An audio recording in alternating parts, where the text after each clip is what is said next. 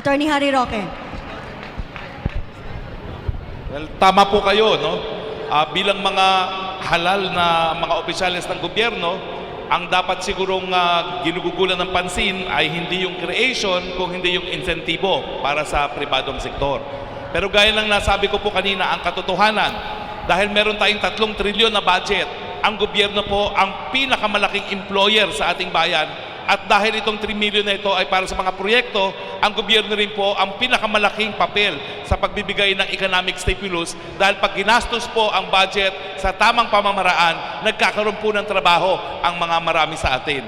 Pero bukod po doon, dahil ako naman po ay kandidato sa Kongreso, no, at ang pinaka-importanting trabaho ng Kongreso ay sa budget, siguraduhin po natin na yung mga programa para po iangat sa kahirapan ng ang ating mga mamamayan ay magkakaroon din ng epekto na magbibigay ng kabuhayan. Ako po ay hindi tutol, sang-ayon ako sa 4Ps, pero ang aking suggestion po, isa sa conditionales ng 4Ps ay yung pagpayag ng mga recipient ng 4Ps na mag-train para sila ay magkaroon ng livelihood. Hindi po sapat na papapuntahin nila sa eskwelahan ang kanilang mga anak.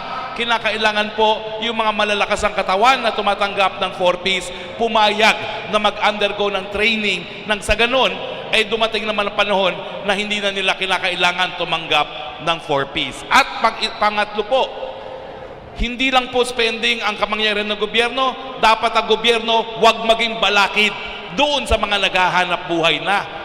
Ang aking tinutukoy po lalo na sa agrikultura. Ang gobyerno po ang pinakamalaking balakid, lalo na sa patubig.